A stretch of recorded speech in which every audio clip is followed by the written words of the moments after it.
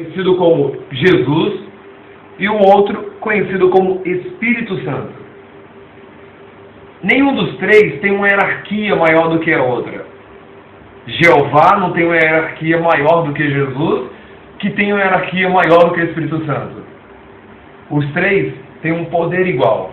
Os três são poderosos igualmente.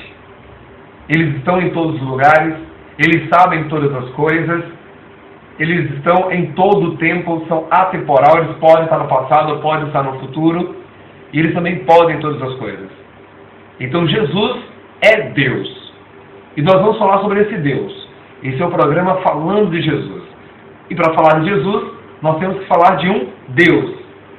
E para falar desse Deus, nós vamos falar sobre a religião, a crença, o grupo que acredita nesse Deus, que hoje é chamado de cristãos.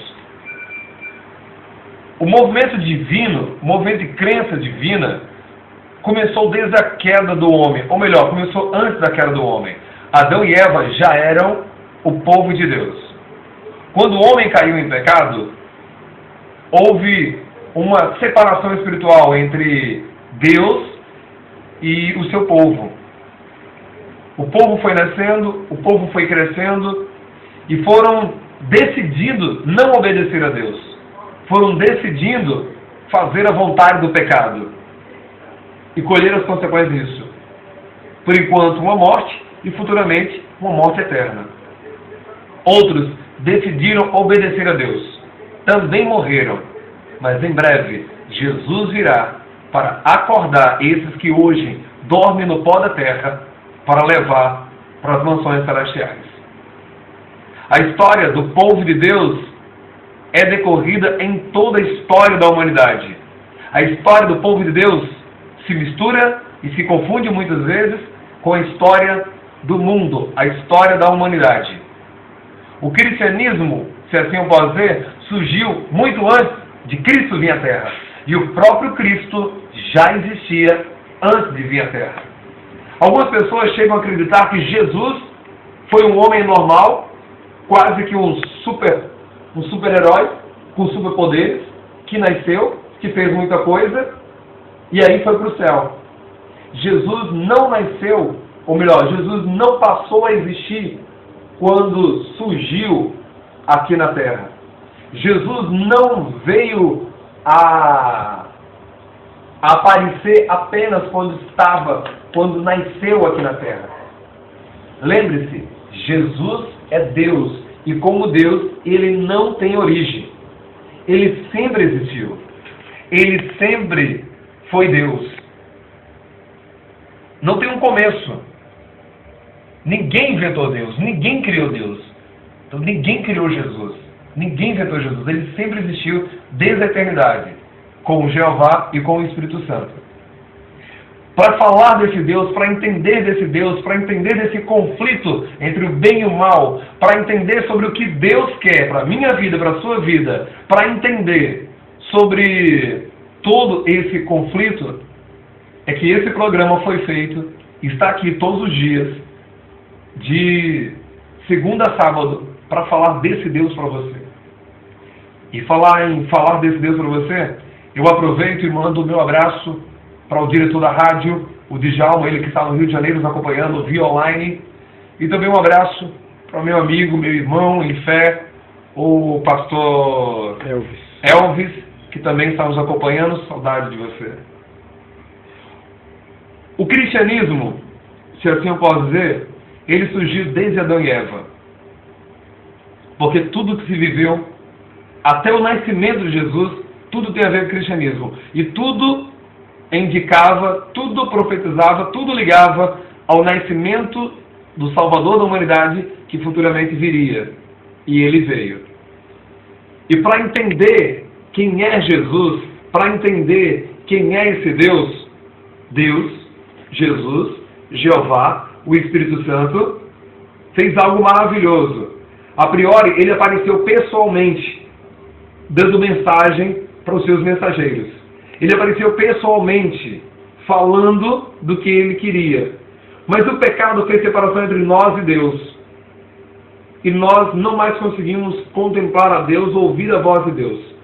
Então ele começou a mandar uma mensagem pelos seus mensageiros. E a humanidade foi ficando tão distante que essa mensagem pelos mensageiros até isso ficou difícil. E Deus passou a inspirar homens a escreverem esse livro. A Bíblia Sagrada. O cristianismo é uma religião de milhares de anos, de muitos anos. Se eu contar desde a origem dos judeus, desde a origem de Adão e Eva até hoje. E desde aquele tempo, a Bíblia foi escrita, e desde que foi escrito, ela se torna tão atual. Para você que nunca leu a Bíblia, eu convido você a ler a Bíblia. E ler a Bíblia não apenas como um livro de história, porque ela conta muitas histórias, mas descobriu Deus atrás dessas histórias. E hoje nós vamos literalmente estudar a Bíblia, vamos estudar sobre a Bíblia. E vamos trazer aqui algumas curiosidades para você que sempre ouve falar da Bíblia, mas não conhece algumas curiosidades bíblicas. Bem, vamos começar falando que a Bíblia ela foi escrita por cerca de 40 escritores. A Bíblia tem apenas um autor. Um autor. Deus. Deus é o autor da Bíblia. E a Bíblia tem cerca de 40 escritores. Homens que muitas vezes não se conheceram. Homens de épocas diferentes. Homens de profissões diferentes. Nós temos governadores, legisladores, mas também temos pastores, temos carpinteiros, temos homens que trabalharam na roça, trabalharam com gado. Temos uma diversidade de escritores aí, mas todos falando a mesma língua, todos inspirados por Deus. Nunca qualquer parte da Bíblia foi escrita por vontade humana, mas homens santos falaram movidos pelo Espírito de Deus. Em alguns momentos, Deus colocava em sua mente aquilo que eles deveriam escrever. Outros momentos, Deus falava literalmente ao seu ouvido o que eles deveriam escrever. E em outros momentos, eles tinham uma visão e Deus orientava que eles escrevessem aquelas visões. E assim a Bíblia foi sendo escrita. A Bíblia hoje ela é dividida em Antigo e Novo Testamento. O Antigo Testamento são os livros escritos antes de Jesus. E o Novo Testamento são os livros escritos depois de Jesus. Mas apesar de chamar Antigo ou Velho Testamento, esse testamento tem nada de velho. Existem algumas igrejas, alguns líderes religiosos por aí, que tentam anular o Antigo Testamento. E quando é falado algo sobre o Antigo Testamento, falam, não, isso não vale porque está no Antigo Testamento. Se eu anular o Antigo Testamento, eu também anulo o Novo Testamento. Antigo e Novo Testamento andam de mãos dadas. A Bíblia, além de Antigo e Novo Testamento, ela é dividida em 66 livros. Você que talvez seja católico, ou você que já ouviu falar por aí, talvez você diga, mas não são 77? Os crentes tiraram 6 livros, 7 livros. Ou será que os católicos colocaram 7 livros? Nenhuma coisa, nem outra. Na verdade, a Bíblia tem 66 livros. Esses livros, quando foram escritos, eles foram escritos em momentos diferentes, em lugares diferentes, de forma muito solta. Alexandre, um imperador romano, um conquistador romano, resolveu juntar todo esse compêndio que falava sobre Deus em um único livro, em sua biblioteca. A biblioteca de Alexandre queimou, sobrou alguns livros, sobrou os livros de Deus e alguns outros livros, que ele decidiu colocar dentro da Bíblia para preservar aqueles outros livros. Mas 7 livros a mais que tem na Igreja Católica, que eu não estou falando mal da Igreja Católica, que são fatos históricos. Esses 7 livros a mais que tem na Igreja Católica, no livro católico, eles não acrescentam em nada teologicamente. São livros históricos. E são livros que em alguns pontos chegam a se contradizer com o restante da Bíblia. Por isso que a grande maioria dos cristãos defende uma Bíblia com 66 livros e não com 72 livros. Ok? Primeiro ponto aí já esclarecido. O próximo ponto é que a Bíblia, algumas pessoas chegam a imaginar que o primeiro livro da Bíblia escrita foi Gênesis. Aí imagina, e o segundo foi Êxodo, e o terceiro Levítico, e o número do Deuteronômio, Josué, Juízo, Ruth. Não, isso não aconteceu. O primeiro livro da Bíblia escrito foi o livro de Jó, escrito por Moisés. Moisés escreveu o primeiro livro da Bíblia, Jó. Depois que Moisés escreveu Jó, Deus inspirou Moisés assim, a escrever o livro de Gênesis, Êxodo, Levítico, Número e Deuteronômio. E possivelmente depois o livro de Josué, que era o braço direito de Moisés, que ficou no lugar de Moisés quando Moisés morreu. Os demais livros foram escritos em tempos diferentes, em épocas diferentes, por escritores diferentes. Existia muitas vezes um espaço de tempo grande entre um livro e outro. Um escritor não conhecia o outro muitas vezes. E os livros foram sendo escritos. Os monges bizantinos, para organizar a Bíblia, eles decidiram fazer categorias e colocar os livros agrupados por categorias. E a Bíblia hoje é dividida da seguinte forma: os 5 primeiros livros, os Pentateucos, os 5 livros de Moisés, ou também conhecido como os 5 livros da lei, Gênesis, Êxodo, Levítico, Número e Deuteronômio. Depois do Pentateuco, eles juntaram todos os livros que contavam a história, que tinham um fundo histórico, juntaram todos num lugar só. E aí temos 12 livros: Josué, Juízes, Ruth, 1 e 2 Samuel, 1 e 2 Reis, Esdras, Neemias e Esther. Estou esquecendo algum? Josué, Juízes, Ruth, 1 e 2 Samuel, 1 e 2 Reis, 1 e 2 Crônicas. Ageu, Sinfonia. Não, estou esquecendo algum livro. Vamos lá, na cola aqui. Josué, Juízes, Ruth, 1 e 2 Samuel, 1 e 2 Reis, 1 e 2 Crônicas. Esdras, Neemias e Esther. Isso, são esses livros. Estou errado não, são esses livros mesmo. Esses são os livros históricos. Depois eles agruparam os livros poéticos. E dentro dos livros poéticos entram Jó, Salmos, Provérbios, Eclesiastes e Cantares. Depois dos livros poéticos entram grupos dos livros chamados profetas maiores. Eles não eram profetas maiores porque tinham uma altura grande não, tá? Eram profetas maiores porque suas profecias eram de um alcance maior, eram para um período mais longo da história. Por isso o nome profetas maiores. E são eles: Isaías, Jeremias, Lamentações de Jeremias, Ezequiel e Daniel. Depois dos profetas maiores, tem os profetas menores, que também não são menores por causa de estatura. São menores em questão de raio de alcance de profecia, era mais para aquele período. E aí nós temos, aí sim, eu vou pegar a cola aqui, que muitas vezes eu confundo ou esqueço algum livro. Nós temos Oséias, Amós, Joel, Obadias, Jonas e Miqueias. Naum, ou melhor, de novo.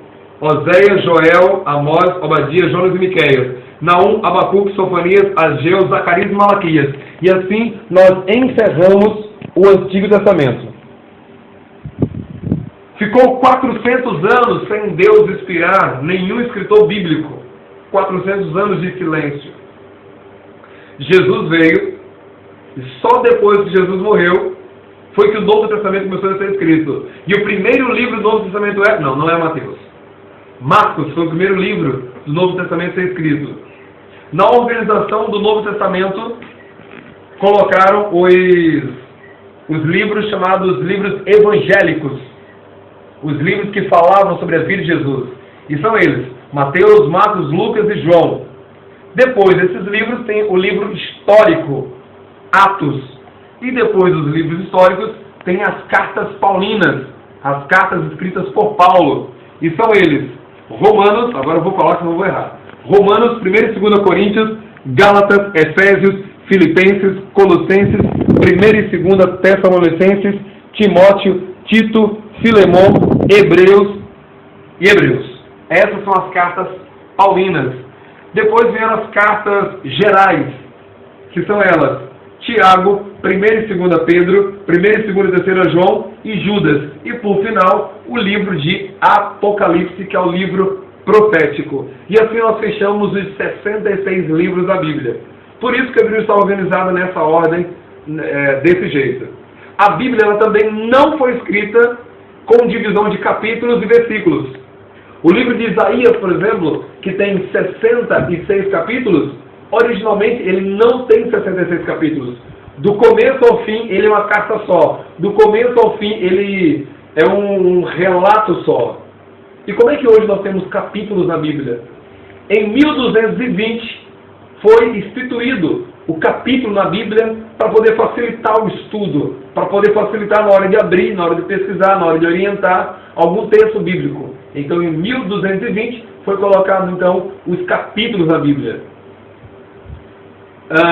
Alguns capítulos eles foram colocados de forma não errônea, mas equivocada.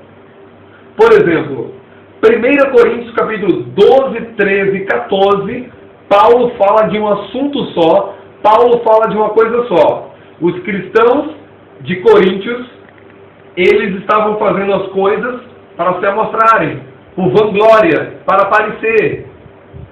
E Paulo, no capítulo 12, 13 e 14, ele vem trazer uma repreensão contra esses cristãos de Coríntios, mostrar para eles que todos têm dons, cada um tem dons distintos, todos devem usar o dom para a obra de Deus, para a pregação do Evangelho, e que um dom não é melhor do que o outro, um dom é mais importante que o outro, e que todos deveriam trabalhar com amor, todos deveriam fazer aquilo por amor.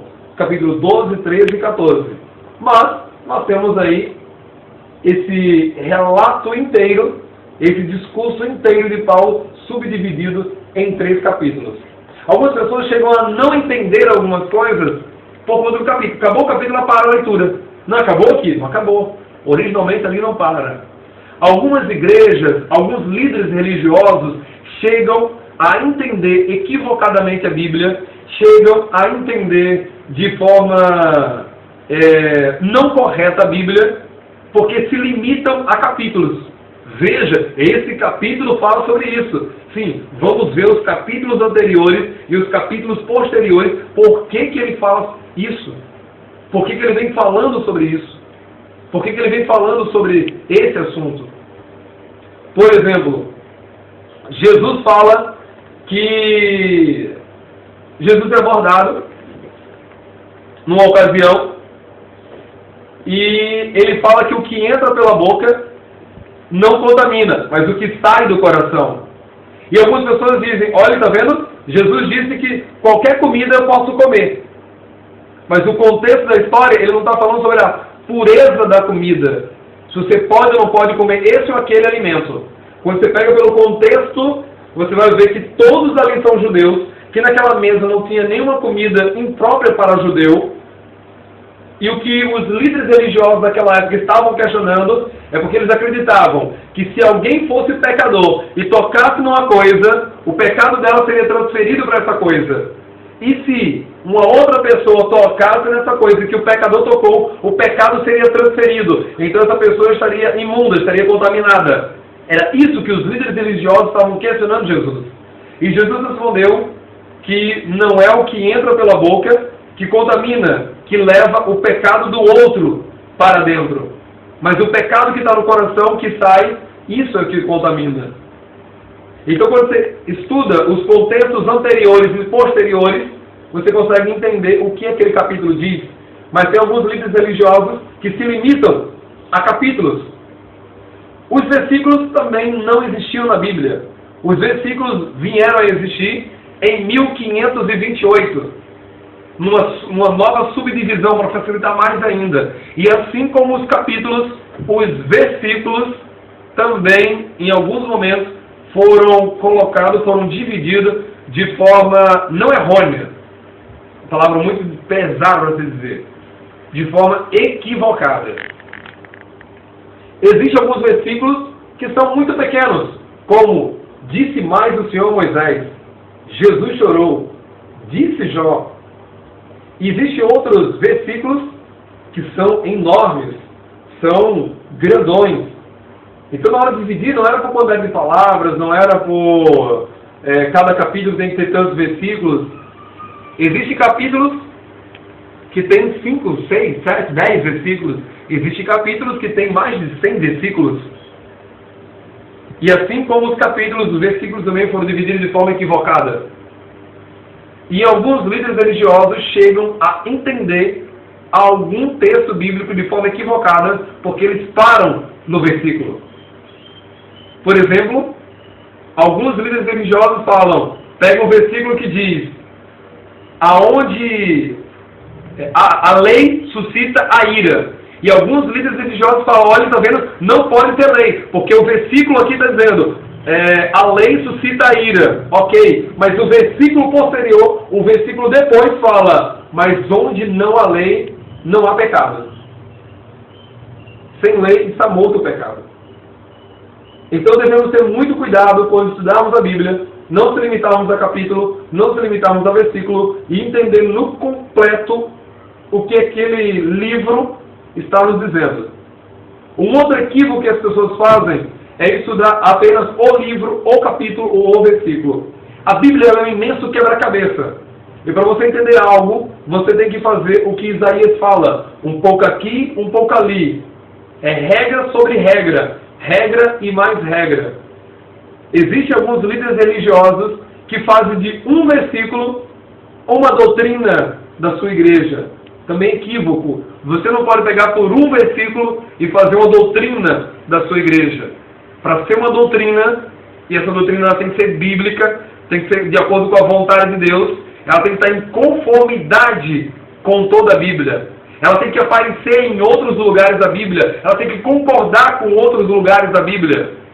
Por exemplo, existe uma determinada igreja por aí, e eu não estou falando mal, eu estou contando história, isso é fato, isso é real.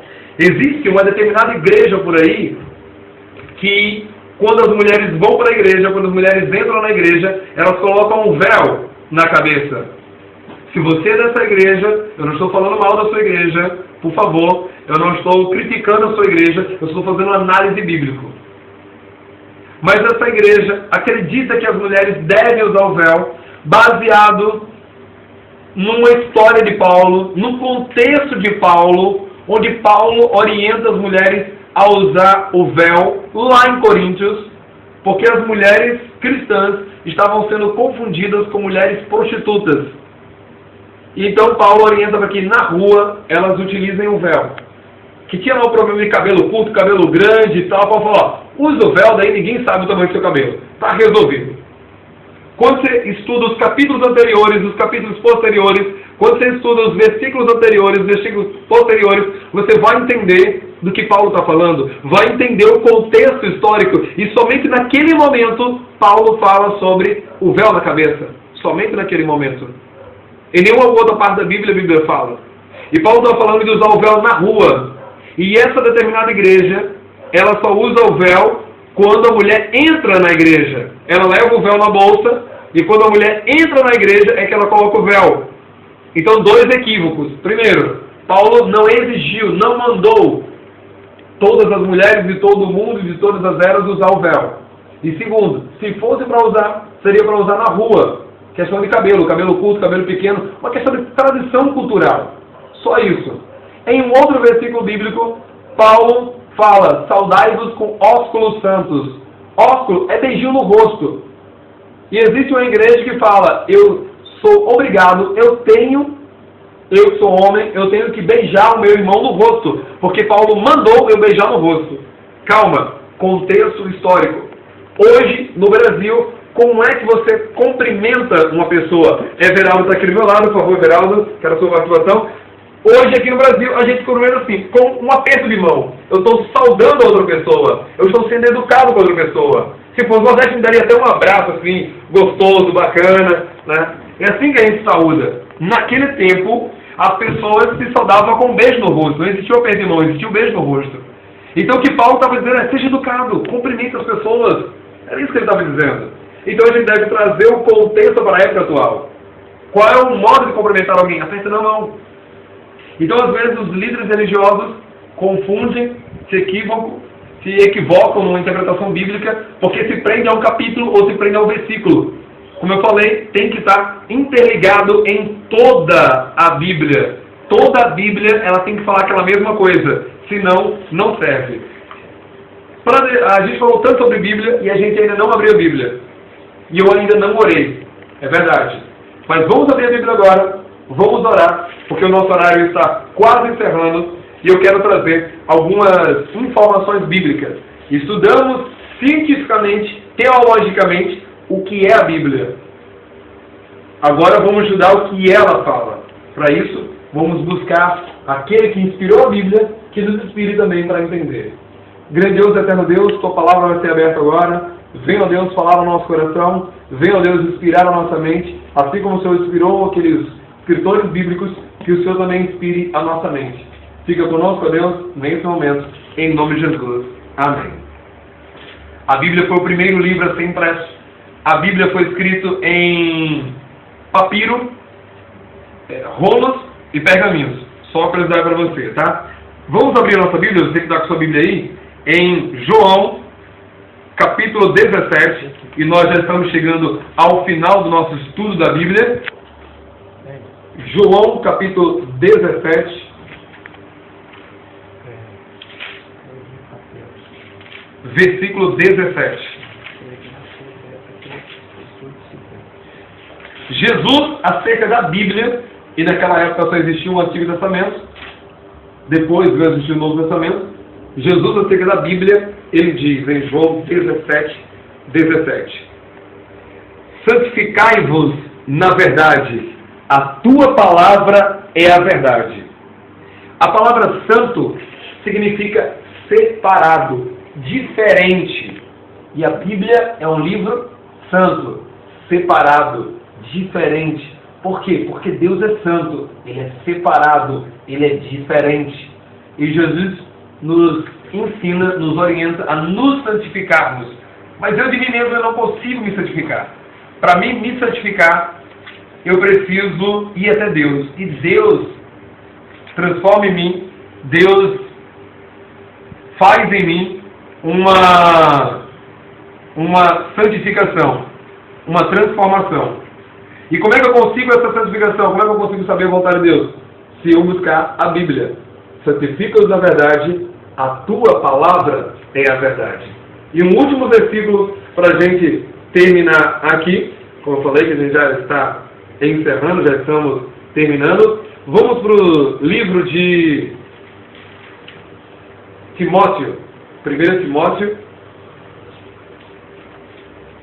Um livro escrito por Paulo. Para você que não maneja muito bem a Bíblia, você vai lá no índice e procura onde está Timóteo.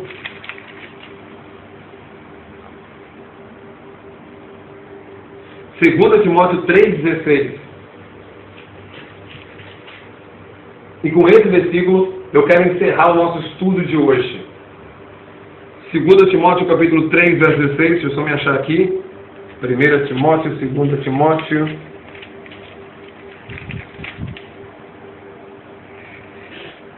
Quanto da Escritura é inspirado por Deus? E para que a Bíblia serve?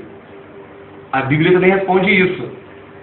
2 Timóteo capítulo 3, verso 16, ela diz: toda a Escritura é inspirada por Deus e útil para ensinar, para repreensão, para correção e para educação na justiça.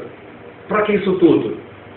A fim de que o homem de Deus seja perfeito e perfeitamente habilitado para toda e boa obra. Para você que não está com Bíblia, deixa eu repetir mais uma vez para ficar fixo na sua cabeça. Toda a Escritura é inspirada por Deus e útil para o ensino, para a repreensão, para a correção e para a educação na justiça, a fim de que o homem de Deus seja perfeito e perfeitamente habilitado para toda e boa obra.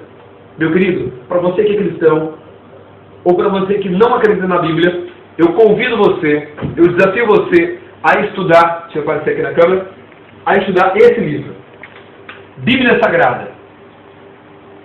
Desde que ele foi escrito o primeiro livro de Jó até hoje, atualizadíssimo, com assuntos atuais, não se perde do tempo, e quando você estuda as profecias, você vê que não tem como esse livro ter sido escrito por mãos humanas.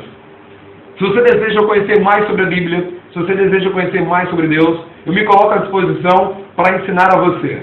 Você pode entrar em contato comigo através do meu e-mail, o e-mail da minha empresa. Você vai digita lá, hrfazcomercial@gmail.com. Repetindo, HR, isso mesmo, a letra H, a letra R, faz, F-A-Z, comercial@gmail.com. Se você tem alguma dúvida sobre a Bíblia, se você quer aprender mais, pode me procurar pelo e-mail e eu teria o maior prazer em tirar horas e horas para estudar a Bíblia com você. Seja você aqui do Espírito Santo ou de qualquer lugar do Brasil.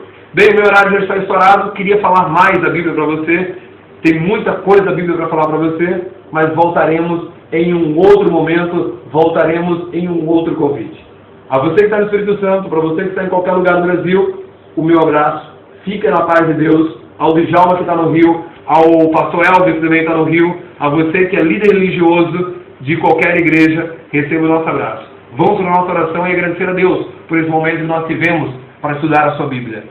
Grandioso e eterno Deus, obrigado, ó Pai, porque o Senhor não nos deixou órfãos. O Senhor inspirou a tua Bíblia para que nós pudéssemos descobrir qual é a tua boa, perfeita e agradável vontade. Obrigado, ó Pai, porque até hoje o Senhor fala através do Espírito Santo aos nossos corações. Obrigado, ó Pai, porque o Senhor nos deu um manual onde nós podemos trilhar, fazer tudo o que esse manual nos orienta. Obrigado, ó Pai, por essa orientação. E obrigado porque, mesmo tantas pessoas tentando extinguir com a Bíblia, o Senhor preservou ela até os dias de hoje. Orienta essa pessoa que está do outro lado, que nunca estudou a Bíblia, talvez leu, mas estudou nunca, ou aquelas que nem ler não leram. Desperta nela, ó Deus, o desejo de conhecer-te mais, através da tua Sagrada Escritura. Obrigado, ó Pai, por esse presente maravilhoso que é a tua Bíblia. Dá-nos sempre a tua paz, a tua orientação. Dá-nos sempre, ó Deus, o teu dom maravilhoso de estarmos vivos e de termos a experiência de conhecer. Te agradecemos, ó Deus, em nome de Jesus. Amém. Queridos, vou ficando por aqui. Volto no próximo convite. Fiquem todos na paz de Deus. Vamos continuar com a nossa programação aqui. Os nossos amigos que aqui estão na parte técnica estão aqui fazendo seu trabalho. Eu já fiz parte dessa rádio, então eu conheço um pouquinho o programa, também estou ajudando eles aqui para que o programa rode de forma redondinha. A todos, uma excelente noite para você que já escureceu, para você que ainda está de tarde, uma excelente tarde, e até o nosso próximo programa, segunda-feira, falando de Jesus, a partir das 5:30 da tarde.